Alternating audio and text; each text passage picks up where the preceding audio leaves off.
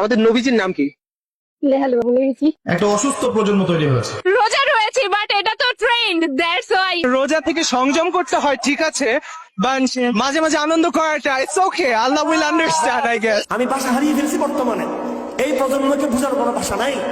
কেউ বিশ্বাস করতে চায় না সে মুরতাদ হয়ে গেছে, কেউ বিশ্বাস করতে চায় না সে মুনাফিক হয়ে গেছে। টোটালি আর একটা নাস্তিক প্রজন্ম তৈরি হয়েছে। পক্ষ এবং সিট দেখার আগে আগে মায়া দেখছি, এমনকি ওর সিট দেখার আগে দেখছি ওর পাশে মায়া পড়ছে কিনা, ও আগে এটা খেয়াল করছে। পাপকে তারা খুব একটা পাপ মনে করে না। ছেলে মেয়ের অবাধ মেলামেশা ওদের কাছে কোনো পাপ মনে হয় না, এটা স্বাভাবিক মনে হয়।